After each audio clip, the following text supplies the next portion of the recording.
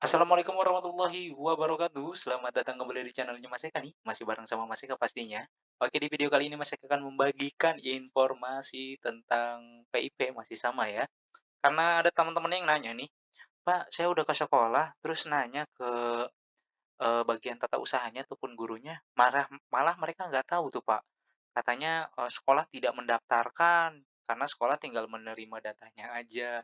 Kenapa tiba-tiba kok sekolah bilangnya nggak bisa mendata ya, padahal di sekolah lain bisa mendata?" Nah, di sini ada paparannya ya. Jadi tugas dan fungsinya sekolah untuk, mendata teman-teman yang ingin menerima PIP. Nah, tapi sebelum itu, sebelum Mas Eka memberitahukan informasinya untuk teman-teman yang baru bergabung di channelnya Mas Eka, yuk silakan subscribe dulu channelnya Mas Eka untuk mendukung channel ini agar bisa berkembang lagi. Dan teman-teman juga bisa gabung di Telegram, Instagram, dan TikToknya Mas Eka. Oke, langsung aja kita masuk ke website PIP-nya ya. Seperti biasa, di sini ada batas waktu cut off Dapodik untuk PIP 15 Agustus 2022. Jadi teman-teman nih, untuk pengajuan dari sekolah itu datanya diambil atau cut off-nya, dari Dapodik itu per 15 Agustus 2022. Kalau sekarang misalkan ngajuin boleh tidak Mas Eka?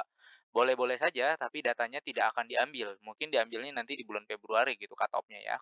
Kalau yang untuk tahapan berikutnya nanti ini cut off-nya diambil per 15 Agustus 2022. Terutama nih untuk teman-teman yang alih jenjang, misalkan dari SD ke SMP ya.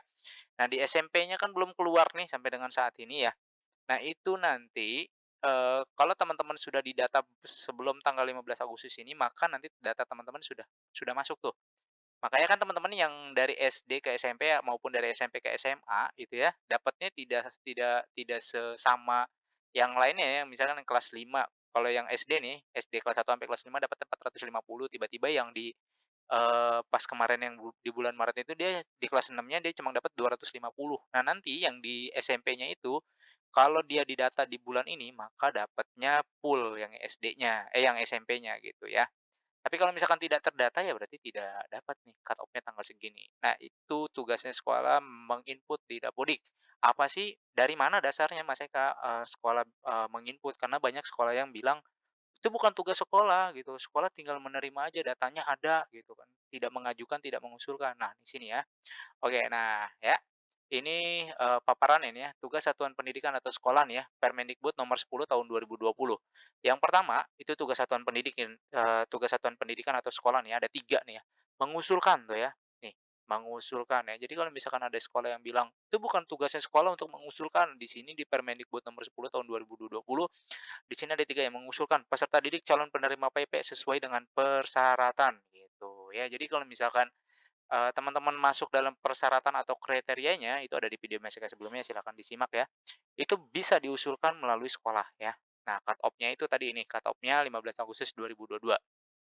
Kemudian yang kedua, memantau dan membantu kelancaran proses pengambilan PIP. Tuh, setelah diusulkan kemudian di-ACC. Yang namanya diusulkan ya, diterima atau tidak bukan, wewenangnya sekolah. Sekolah hanya mengusulkan tugasnya.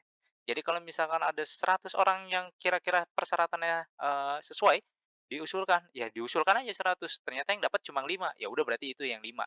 Karena sekolah hanya tugasnya mengusulkan, bukan menetapkan ya, sekali lagi ya teman-teman ya. Kemudian setelah diusulkan dan ternyata, dinyatakan masuk nominasi dan pencairan, maka sekolah memantau dan membantu kelancaran proses pengambilan PIP. Jadi teman-teman bisa mulai dari pembukaan bukunya sampai dengan pengambilannya itu dipantau dan, dibantu oleh sekolah ya. Kemudian yang ketiga, menerima anak usia 6 tahun sampai dengan 21 tahun, pemegang KIP yang belum putus sekolah tuh ya, menerima tuh. Jadi, nah di sini ada 4 ya. Yang pertama nih, tugasnya sekolah melengkapi data peserta didik. Ini tugasnya sekolah agar datanya bisa diusulkan oleh sekolah melalui, si pintar yang datanya diambil dari Dapodik ya. Melengkapi data peserta didik, yang pertama variabel, mandatorinya nih, NIK itu yang udah nggak bisa tidak bisa diganggu gugat ya. NIK, NISN, tanggal lahir, nama ibu kandung, dan layak PIP. Nah, layak PIP itu nanti kalau di Dapodiknya dia dilihat layak PIP atau tidak. Kalau misalkan layaknya karena apa? Misalkan anak yatim dan segala macam itu diklik, kemudian sinkronisasi setiap terjadi perubahan pada data siswa. Jadi setelah dirubah, ya langsung sinkronisasi ya untuk teman-teman yang ada di data sekolah nih ya. Terus menginformasikan aktivasi rekening kepada nominasi PIP. Nah, kalau misalkan SK-nya sudah muncul nih, sudah masuk SK nominasi PIP nih ya, pastikan rekening peserta didik calon penerima PIP segera diaktifasi. Jadi, setelah ngelihat SK nominasi, teman-teman yang dari sekolah ini langsung memberikan informasi kepada teman-teman yang masuk nominasinya. Kemudian untuk segera mendorong agar segera diaktifasi ke bank sesuai dengan jenjangnya masing-masing ya. Kemudian beritahu peserta didik bahwa dirinya sebagai nominasi PIP, jadi ngasih tahu ya. Koordinasi dengan bank penyalur setempat, misalkan Bank BNI ya, nanti ke Bank BNI koordinasi ya dari sekolahnya. Kemudian upaya upayakan keluarga miskin atau tidak mampu ke dalam DTKS. Jadi kalau misalkan teman-teman ini, merasa kurang mampu, itu diarahkan oleh sekolah untuk daftar ke DTKS. Makanya Mas Eka selalu bilang tuh, udah 2 tahun kemarin ya, daftar DTKS gitu ya, karena itu manfaatnya banyak banget gitu ya. Saluran-saluran, bantuan sosial itu diambilnya dari situ ya. Koordinasikan ke kelurahan sebagai pangkalan data awal pemutahiran DTKS tuh, ingat ya.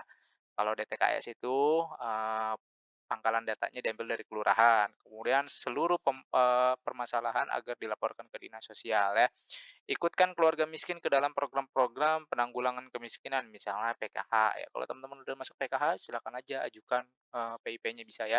Kemudian identifikasi potensi pengambilan dana, mengidentifikasi peserta didik yang masuk ke dalam kriteria peserta didik yang wajib mengembalikan dana PIP dan memproses Disi Pintar. Jadi itu teman-teman ya, kalau misalkan sekolahnya tidak mau, pusing mungkin ya, heeh, jadi dia bilangnya, "Oh itu bukan tugas satuan sekolah," ya silakan saja. Tapi yang jelas di Permendikbud nomor 10 tahun 2020 itu, yang mengusulkan salah satunya dari sekolah diambil dari Dapodik ya. Jadi dari Dapodik karena di Dapodiknya ada nanti, layak PIP dan tidak layak PIP. Kalau teman-teman itu sudah ajukan dari sekolah, insya Allah nanti PIP di bulan berikutnya dapat atau di tahun berikutnya dapat, gitu. Oke teman-teman, itu aja informasi yang bisa Mas Eka sampaikan kepada teman-teman semua. Mudah-mudahan informasi ini bisa bermanfaat dan seperti biasa jika ada pertanyaan silakan langsung saja ditanyakan di kolom komentar. Jangan lupa untuk di-like, di-share, dan di-subscribe channelnya Mas Eka. Mas Eka undur diri, wassalamualaikum warahmatullahi wabarakatuh.